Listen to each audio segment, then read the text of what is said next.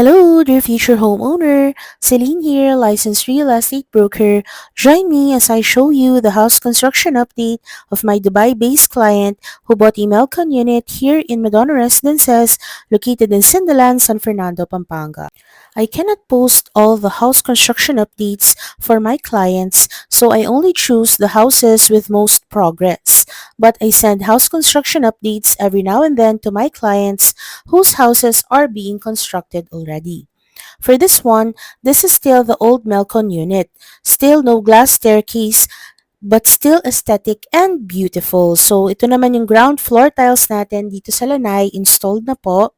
So dito sa loob ng bahay, installed na rin ang ating floor tiles plus ang ating ceiling though hindi pa siya tapos. Dito naman sa bathroom tiles and shower enclosure, installed na rin po. And then, dito sa guest room, same pa rin, tiles and ceiling, installed na rin po. So, for dito naman sa ating second floor, yung drywall natin and PVC ceiling panels, installed na rin po. So, ayan po yung itsura. And also, sabihin ko na rin po na meron tayong new and improved na Melcon unit. So, what we call the Rodule model. So, meron po siyang glass staircase and extended po yung kitchen and guest room po niya sa baba. So, ayan po siya. So, if interested, just message us so we can assist you better. Have a nice day, dear homeowner.